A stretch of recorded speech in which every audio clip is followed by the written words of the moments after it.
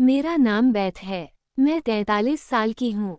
मैं अपने पति रोजा और हमारी बेटी एमी के साथ एक शांत शहर में रहती हूँ। एमी 16 साल की है। हम कई सालों से एक परिवार हैं, लेकिन घर पर मेरे दिन कभी आसान नहीं रहे। जब मैं अतीत के बारे में सोचती हूँ, तो मुझे एक बहुत अलग समय याद आता है। मुझे वह दिन याद है जब मैं एक शादी में रोजा से मिली थी। वो मुझे देखकर प्यार से मुस्कुराया था। उसकी आवाज़ बहुत नर्म थी। उसने कहा था कि वो मेरा ख्याल रखेगा। उसने कहा था कि उसके साथ मैं कभी अकेला महसूस नहीं करूंगी। उसके शब्द मजबूत और सरल थे, और मुझे लगा कि वे सच थे। मैं जवान थी, उम्मीदों से भरी थी और उसके साथ जीवन बसाने के लिए तैयार थी। उस समय मैं उस पर पूरे दिल से विश्वास करती थी। जब हमारी नई नई शादी हुई थी, तो हमारे पास बहुत कुछ नहीं था। हम पुराने सोफों और एक छोटे से किचन वाले एक छोटे से अपार्टमेंट में रहते थे। जब हम चलते थे तो फर्श आवाज करता था। खिड़कियां पुरानी थीं और सर्दियों में हवा ठंडी होती थी। फिर भी जीवन मधुर लगता था। हम साथ मिलकर साधारण खाना बनाते थे। हम सप्ताहांत वीकेंड्स पर पार्क में टहलते थे। हम सोफे पर बैठकर पुराने टीवी पर छोटे शो देखते थे। रोजा कभी कभी हमारे घर के पास की दुकान से मेरे लिए छोटे फूल लाता था। मुझे बहुत अच्छा लगता था। मुझे लगा कि यह एक खुशहाल जीवन की शुरुआत है। मैंने सोचा था कि हम साथ साथ बूढ़े होंगे। मैंने कई शांत सुबह और धीमी शामों की कल्पना की थी। मैंने नर्म आवाज़ों और प्यार से भरे घर की कल्पना की थी। एमी के जन्म के बाद जीवन धीरे धीरे बदल गया। शुरुआत में बदलाव छोटा था और मैंने ध्यान नहीं दिया। एमी एक प्यारी बच्ची थी और उसे बहुत देखभाल की ज़रूरत थी। मैं उसे खिलाने के लिए रोज़ जल्दी जागती थी। मैं कपड़े धोती, लिविंग रूम साफ करती, फर्श बुहारती और खाना बनाती। मैं व्यस्त रहती थी, लेकिन मुझे माँ बनकर खुशी होती थी। शुरुआत में रोजा ने थोड़ी मदद की। वो कभी कभी एमी को गोद लेता और मुझे हंसाने के लिए छोटे चुटकुले सुनाता। लेकिन समय के साथ उसने मदद करना कम कर दिया। वह सोफे पर बैठकर घंटों बिताने लगा। वह कहता कि वह थक गया है। वह कहता कि उसे आराम की ज़रूरत है। मुझे लगा कि यह सामान्य है और मैंने धैर्य रखने की कोशिश की। जैसे जैसे साल बीतते गए, घर में काम बढ़ता गया, लेकिन रोजा स्थिर होता गया। मैं हर सुबह सूरज निकलने से पहले जागती थी। मैं रसोई साफ करती और एमी का स्कूल का लंच पैक करती। मैं उसका स्कूल का काम देखती और यह सुनिश्चित करती कि उसने नाश्ता किया है। मैं बर्तन धोती, कमरे साफ करती और कपड़े धोती। मैं बिना रुके एक काम से दूसरे काम पर लग जाती। रोजा बिस्तर पर लेटा रहता या अपने फ़ोन के साथ सोफे पर बैठा रहता। उसे खबरें पढ़ना या छोटे वीडियो देखना पसंद था। जब मैं मदद मांगती तो वह ऊपर भी नहीं देखता था। वो हमेशा शांत स्वर में वही शब्द कहता था। वो कहता कि मैं सब कुछ बेहतर करती हूँ। वो कहता कि अगर मैं ही काम करूँ तो यह आसान होता है। मैंने पहले तो इसे हंसी में उड़ाने की कोशिश की, लेकिन बाद में वे मजाक अब मजाक नहीं लगते थे। मुझे एक ऐसी थकान महसूस होने लगी जिसे मैं समझा नहीं सकती थी। यह कोई तेज दर्द नहीं था। ये धीमी और स्थिर थकान थी। दिन के दौरान मेरा शरीर भारी महसूस होता था। सुबह मेरी आंखें बोझिल रहती थीं। मेरे हाथ इसलिए चलते थे क्योंकि उन्हें चलना पड़ता था। मैंने आराम नहीं किया। मैं रुकी नहीं। मुझे लगा जैसे समय मुझे आगे खींच रहा है और मुझे पीछे पीछे चलना है। रोजा को यह नहीं दिखा। एमी बड़ी हो गई और उसे स्कूल, कपड़े, दोस्तों और प्रोजेक्ट्स में मदद की ज़रूरत थी। मैंने उन सब में उसकी मदद की। मैंने उसे देखकर मुस्कुराने की कोशिश की क्योंकि वह अभी छोटी थी। मैं नहीं चाहती थी कि वो मेरी चिंता महसूस करे। एक सुबह मुझे हर काम में देरी हो रही थी। सिंक में बहुत सारे बर्तन थे। कपड़ों की टोकरी भरी हुई थी। एमी को अपना स्कूल का पेपर नहीं मिल रहा था। वह तनाव में लग रही थी और रोने ही वाली थी।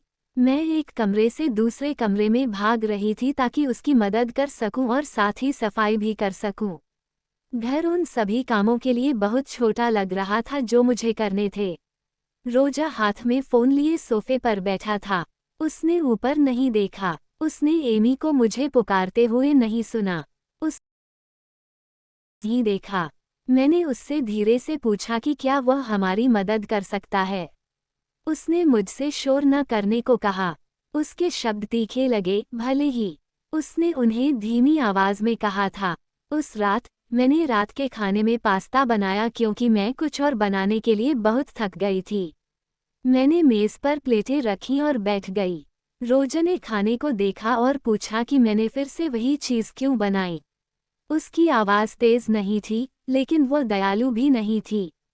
मैंने समझाने की कोशिश की कि मैं थका हुआ महसूस कर रही हूँ और मुझे कुछ आराम चाहिए, लेकिन वह इसे सुनना नहीं चाहता था। उसने घर का मुखिया होने के बारे में कड़े शब्दों में बात की। उसने यह नहीं पूछा कि मुझे कैसा लगा। उसने खाने के लिए धन्यवाद नहीं कहा। मैंने अपनी आंखें झुका लीं। मैं नहीं चाहती थी कि एमी हमें इस तरह बात करते हुए सुने, इसलिए मैं चुप रही। उस शाम के बाद मैंने रोजा से मदद मांगना बंद कर दिया। मैंने खुद से कहा कि घर में तनाव से बचना बेहतर है। मैं चाहती थी कि एमी सुरक्षित महसूस करे। मैं नहीं चाहती थी कि वह चिंता करे। मैं जल्दी जागती और देर से सोती रही। हर दिन लंबा महसूस होता था। कभी कभी मैं दुकान पर जाती और पड़ोसी मुझे हमदर्दी भरी नज़रों से देखते। वे पूछते कि क्या मैं ठीक हूँ। मेरी माँ ने कहा कि मैं थकी हुई लग रही हूँ। यहाँ तक कि रोजा के माता पिता ने भी कहा कि वह बहुत मेहनत करता है, लेकिन मैं जानती थी कि वह नहीं करता। उसने न घर में काम किया और न ही बाहर। वह ज्यादातर दिन घर में रहता और आराम करता था। मैंने अपनी चिंता को दूर धकेलने की कोशिश की, लेकिन वह मेरे विचारों के अंदर ही रही। एक रात रोजा ने एक ऐसी टिप्पणी की जिससे मेरा पूरा शरीर कमजोर महसूस करने लगा। उसने कहा कि औरतें इसी तरह के जीवन के लिए बनी हैं। उसने कहा कि यह स्वाभाविक है। उसके शब्द मुझे सच्चे नहीं लगे। वे दयालु नहीं लगे। वे उस आदमी की तरह नहीं लगे जिससे मैंने कभी शादी की थी। मैंने उससे बहस नहीं की। मैं एक और ठंडी शाम नहीं चाहती थी। अगली सुबह मैंने केवल अपने लिए और एमी के लिए खाना बनाया। मैंने रोजा के कपड़े नहीं धोए। मैंने उसके कप साफ नहीं किए। मैंने फर्श से उसका सामान नहीं उठाया। मैंने ऐसा निर्दयी होने के लिए नहीं किया। मैं केवल चाहती थी कि वह उस काम को देखे जो मैं हर दिन करती थी। मैं चाहती थी कि वह उस बोझ को देखे जिसे मैं उठा रही थी। चौथे दिन रोजा ने आखिरकार पूछा कि घर अलग क्यों लग रहा है। उसने पूछा कि काम क्यों नहीं हुए। इस बार उसकी आवाज़ गुस्से वाली नहीं लग रही थी। वह उलझन में लग रहा था। मैंने उसकी ओर देखा और शांत स्वर में बात की। मैंने उसे बताया कि यह वह जीवन है जिसे मैंने 20 वर्षों तक जिया है। मैंने उसे बताया कि मैंने कभी बहुत ज्यादा नहीं मांगा। मैंने उसे बताया कि मैंने हर दिन अपना सर्वश्रेष्ठ दिया, तब भी जब मैं थका हुआ महसूस करती थी। रोजा ने नीचे देखा और मेरा हाथ थाम लिया। उसने कहा कि वह बदलने की कोशिश करेगा। उसकी आवाज़ पहले से नर्म लग रही थी। कुछ समय के लिए उसने सच में कोशिश की। उसे एक छोटा सा काम मिल गया और वह सुबह जल्दी घर से निकल जाता था। उसने बर्तन धोने में मदद की। वह एमी के साथ खेला। उसने मुझसे पूछा कि मैं कैसा महसूस कर रही हूँ। कई सालों में पहली बार घर संतुलित लगा। मैं थोड़ी राहत की सांस ले सकी। मैं हर छोटी चीज की चिंता किए बिना बैठ सकी। मैं विश्वास करना चाहती थी कि यह नया जीवन बना रहेगा। मैं सोचना चाहती थी कि हमें एक बेहतर रास्ता मिल गया है। लेकिन मुस्कुराते हुए भी एक शांत डर मेरे साथ रहा। यह कोई गहरा डर नहीं था। यह एक सरल डर था जो काम में अकेले रहने के कई वर्षों से पैदा हुआ था। मैंने रोजा को हर दिन घर आते देखा और मैंने उसके इस नए रूप पर विश्वास करने की कोशिश की। मैं उस पर भरोसा करना चाहती थी। मैं फिर से सुरक्षित महसूस करना चाहती थी। मैंने इन विचारों को जोर से नहीं कहा। मैंने उन्हें अपने मन में शांत रखा। मैंने खुद से कहा कि इंतज़ार करो और देखो कि आगे क्या होता है। रोजा की नई कोशिश कुछ हफ्तों तक जारी रही। हर सुबह वो अपने हाथ में एक छोटा लंच बॉक्स लेकर काम के लिए निकल जाता था। वह शाम को जल्दी घर आता था। वह एमी के दिन के बारे में पूछता था। उसने रात के खाने के बाद मेज साफ करने में मदद की। उसने दालान हॉलवे की पुरानी लाइट भी ठीक कर दी। इन पलों ने मुझे एक शांत उम्मीद दी। जब मैं सोकर उठी तो मुझे हल्का महसूस हुआ। मैंने कम चिंता के साथ घर साफ किया क्योंकि अब कोई मेरे साथ खड़ा था। एमी ने भी खुशी महसूस की। उसने कहा कि घर अलग लग रहा है। उसने कहा कि यहाँ शांति महसूस होती है। मैं सहमत थी। मैं चाहती थी कि यह नया जीवन टिका रहे। कई सालों में पहली बार मैं बिना किसी अपराधबोध के सोफे पर बैठ सकी। मैं कुछ मिनटों के लिए अपने पैरों को आराम दे सकी। जब खिड़की से धूप आती थी तो मैं चाय पी सकती थी। मैंने रात में एक साधारण बोर्ड गेम के दौरान रोजा को एमी के साथ हंसते हुए देखा। मैंने उसे किचन में नई रेसिपीज आजमाते देखा। उसने साधारण तरीके अपनाए, लेकिन उसने कोशिश की। उसका चेहरा खिला हुआ लग रहा था। उसकी आवाज़ गर्म लग रही थी। हम फिर से छोटी सैर पर जाने लगे। हर दिन नहीं, पर कभी-कभी। फिर भी मेरे अंदर एक शांत डर था। वो डर घर को अकेले संभालने के सालों के अनुभव से आया था। वो उन लंबी सुबहों और लंबी रातों से आया था। यह उन पलों से आया था जब मैंने मदद मांगी और मुझे कोई मदद नहीं मिली। इस डर ने मुझे चीज़ों को और करीब से देखने पर मजबूर कर दिया। मैं देखती थी कि रोजा अपने जूते दरवाजे के पास कैसे रखता है। मैं देखती थी कि क्या वह बिना पूछे मदद करता है। मैं देखती थी कि जब दिन लंबा होता था तो क्या वह धैर्य रखता है। मैं उस पर भरोसा करना चाहती थी, लेकिन भरोसा धीरे धीरे बढ़ता है। 3 महीने बीत गए और फिर छोटे छोटे बदलाव फिर से दिखने लगे। पहले तो उन्हें पहचानना मुश्किल था। रोजा एक शाम देर से घर आया। उसने कहा कि काम बहुत ज्यादा था। मैंने उस पर विश्वास किया क्योंकि यह सामान्य लग रहा था। अगले हफ्ते वो फिर से देर से घर आया। उसने मेज पर अपने इस्तेमाल किए हुए बर्तन छोड़ दिए। उसने अपना काम का बैग जगह पर नहीं रखा। उसने कहा कि वह थक गया है। मैंने खुद से कहा कि यह सिर्फ एक दिन की बात है, लेकिन वे दिन और दिनों में बदल गए। जल्द ही उसने बर्तन धोने में मदद करना बंद कर दिया। उसने शाम को एमी के साथ खेलना बंद कर दिया। वो फिर से लंबे समय तक सोफे पर बैठने लगा। उसकी आंखें उसके फ़ोन पर टिकी रहती थीं। जब मैं बात करती तो वह ऊपर नहीं देखता था। घर फिर से पहले जैसा महसूस होने लगा। मैंने सांस लेने और शांत रहने की कोशिश की। मैं बहुत जल्दी डरना नहीं चाहती थी। मैं विश्वास करना चाहती थी कि वह फिर से कोशिश करेगा। लेकिन हर हफ्ता पिछले हफ्ते से भारी होता गया। एक दोपहर मैं हाथों में बैग लिए दुकान से लौटी। मैंने खाना मेज पर रखा और एमी को बुलाने के लिए मुड़ी। मैंने दालान के बीच में रोजा के जूते देखे। उसकी जैकेट सोफे पर थी। सुबह का उसका कप अभी भी मेज पर था। घर फिर से मेरे पुराने जीवन जैसा दिखने लगा। मैं थक गई थी और एक पल के लिए स्थिर खड़ी रही। मैंने रोजा से पूछा कि क्या वह सामान रखने में मेरी मदद कर सकता है। उसने कहा कि वह व्यस्त है। उसकी आवाज़ सपाट थी, जैसे अतीत एक एक करके वापस आ रहा हो। एमी ने भी इस पर ध्यान दिया। एक शाम वो मेरे पास आए और पूछा कि क्या सब कुछ ठीक है। उसने कहा कि घर में तनाव महसूस हो रहा है। मैंने उसे चिंता न करने के लिए कहा, लेकिन उसकी आंखें अनिश्चित लग रही थीं। वह बदलाव देखने लायक बड़ी हो गई थी। उसे शांति की इस छोटी अवधि से पहले के लंबे साल याद थे। मेरी इच्छा थी कि उसे ये सब फिर से न देखना पड़े। रोजा के बदलने के वादे के लगभग 1 साल बाद एक शाम वह घर आया और बिना एक शब्द बोले मेज पर बैठ गया। मैंने उसके सामने रात का खाना रखा। उसने एक पल के लिए खाने को देखा, फिर मेरी ओर देखा। उसके चेहरे पर कोई अपनापन नहीं था। उसकी आवाज़ स्थिर और ठंडी थी। उसने कहा कि वह तलाक चाहता है। मुझे ऐसा लगा जैसे समय एक पल के लिए रुक गया हो। मैं चिल्लाई नहीं। मैंने यह नहीं पूछा कि क्यों। मैंने सिर्फ 2 सरल शब्द कहे, तो जाओ। रोजा उठा और कमरे से बाहर चला गया। वह बहुत कुछ नहीं ले गया। वह केवल कुछ कपड़े, अपना फ़ोन और अपना बटुआ ले गया।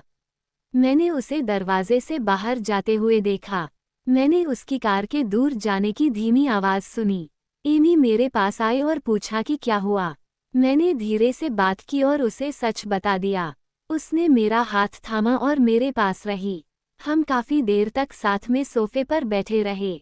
मैं रोई नहीं, मैं रोने के लिए बहुत थक चुकी थी। मुझे बस एक धीमी, स्थिर शांति महसूस हुई। 2 महीने बीत गए और एक दोस्त के जरिए हमें खबर मिली। रोजा ने अप्रैल नाम की एक छोटी उम्र की महिला से शादी कर ली थी। उनकी शादी छोटी सी थी। लोगों ने कहा कि वह शांत और सभ्य है। लोगों ने कहा कि रोजा खुश लग रहा है। मैंने इन शब्दों को सुना, लेकिन इससे मुझ पर कोई असर नहीं पड़ा। मैंने अपनी पूरी ताकत देने में कई साल बिताए थे। मेरे पास उसके बारे में और चिंता करने की जगह नहीं थी। मेरा जीवन अब मेरा और एमी का था। लेकिन जल्द ही हमें छोटे छोटे विवरण मिलने लगे। अप्रैल सुबह जल्दी नहीं उठती थी। वह ज्यादातर दिन देर तक सोती थी। किचन गंदा रहता था, लिविंग रूम अव्यवस्थित रहता था। रोजा घर में ज्यादा से ज्यादा काम करने लगा। वह फर्श से कपड़े उठाता, वह नाश्ता बनाता, वह बर्तन धोता, वह कमरे साफ करता। उसने घर को स्थिर रखने की कोशिश की, लेकिन अप्रैल ने उसके लिए बहुत सारे काम छोड़ दिए थे। वह थका हुआ घर आता और शांत चेहरे के साथ बैठ जाता। ये छोटी छोटी बातें धीरे धीरे हम तक पहुंची। मैंने सुना, लेकिन कोई टिप्पणी नहीं की। मुझे खुशी या गुस्सा महसूस नहीं हुआ। मुझे केवल शांति महसूस हुई, जैसे कि एक लंबी कहानी अपने स्वाभाविक अंत तक पहुंच गई हो। एक शाम, दुकान पर एक लंबे दिन के बाद, मैं एक गर्म पेय के साथ सोफे पर बैठी थी। एमी पास में ही एक किताब पढ़ रही थी। घर बहुत सुकूनदेह लग रहा था। मैंने चारों ओर देखा और एक ऐसा जीवन देखा जिसे मैंने बहुत सावधानी से बनाया था। यह कोई आलीशान नहीं था, ये शोर शराबे वाला नहीं था, लेकिन ये शांतिपूर्ण था। मैंने उन कई सालों के बारे में सोचा जब शांति बहुत दूर लगती थी। मैंने उन सुबहों के बारे में सोचा जब मैं सब कुछ अकेले संभालती थी।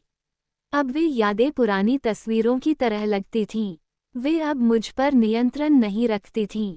उसी हफ्ते के अंत में, जब मैं दुकान बंद कर रही थी, मेरा फ़ोन बजा। मैंने घर पहुंचने तक उसे चेक नहीं किया। ये रोजा का संदेश था। स्क्रीन पर उसका नाम देखकर मेरे हाथ रुक गए। संदेश छोटा था। उसने पूछा कि मैं कैसी हूँ। उसने कहा कि उसे उम्मीद है कि मैं ठीक हूँ। मैंने काफी देर तक उन शब्दों को देखा। एमी कमरे में आई और उसने मेरा चेहरा देखा। उसने पूछा कि क्या सब कुछ ठीक है। मैंने उसे बताया कि यह सिर्फ उसके पिता का संदेश है। उसने सिर हिलाया और मेरे पास बैठ गई। मैंने उस रात संदेश का उत्तर नहीं दिया। मुझे नहीं पता था कि क्या कहना है और मुझे तुरंत कुछ कहने की जरूरत भी नहीं थी। मैं चैन से सोई। अगली सुबह, मैंने संदेश फिर से पढ़ा। ये शांत लगा। इसमें कोई बोझ महसूस नहीं हुआ। मैंने फ़ोन नीचे रखा और नाश्ता बनाने के लिए किचन में गई। कुछ घंटों के बाद, मैंने एक साधारण जवाब लिखा। मैंने रोजा को बताया कि हम ठीक हैं और एमी स्कूल में अच्छा कर रही है। मैंने इसके अलावा और कुछ नहीं जोड़ा। ये पर्याप्त लगा। हफ्ते बीत गए और उसने दूसरा संदेश नहीं भेजा। मुझे इसकी उम्मीद भी नहीं थी। मैंने इंतज़ार भी नहीं किया। मेरे दिन आगे बढ़ते गए। मैंने दुकान पर काम किया। मैंने खाना बनाया। मैंने एमी को एक मजबूत युवती के रूप में विकसित होते देखा, जिसके विचार स्पष्ट और दिल दयालु था। कभी कभी वह अपने भविष्य के बारे में बात करती थी। वह पास के शहर में पढ़ना चाहती थी। मैंने उससे कहा कि मैं उसका साथ दूंगी। उसकी आंखों में एक शांत उत्साह चमक उठा। मुझे उस पर गर्व महसूस हुआ। एक दोपहर, जब मैं बरामदा बुहार रही थी, मैंने उस लंबे रास्ते के बारे में सोचा जो मुझे यहाँ तक लाया था। सालों की मेहनत, लंबी सुबह, वे दिन जब मैंने खुद को अनदेखा महसूस किया, और फिर एक छोटी और स्थिर शांति की ओर वह धीमा बदलाव। मेरे मन में कोई गुस्सा नहीं था। मुझे इसकी जरूरत नहीं थी। मैं बस सांस लेने की जगह के साथ एक साधारण जीवन चाहती थी। रोजा के चुनाव उसके अपने थे और मेरा जीवन अब मेरा था। जैसे जैसे समय बीता, घर और हल्का होता गया। एमी ज्यादा हंसने लगी। मैं सप्ताहांत में नया खाना बनाती थी। मैंने बरामदे के बाहर कुछ छोटे फूल लगाए। वे सरल और चमकीले थे। उन्होंने घर को गर्मजोशी से भर दिया। मुझे नहीं पता था कि भविष्य क्या लेकर आएगा, लेकिन मैं इसके लिए तैयार महसूस कर रही थी। अब मैं चिंता के साथ नहीं जागती थी। अब मैं शांत डर के साथ घर में नहीं चलती थी। मेरे दिन मेरे और मेरी बेटी के थे। यही काफी था, और इस तरह कहानी अपने स्वाभाविक अंत तक पहुंच गई। रोजा अपना नया जीवन जी रहा था, उस काम को संभाल रहा था जिसे उसने कभी मेरे लिए छोड़ दिया था। मैं अपना शांत जीवन जी रही थी, स्थिर और शांतिपूर्ण, हर दिन को सावधानी से संवारते हुए। इसके अलावा किसी और चीज की जरूरत नहीं थी।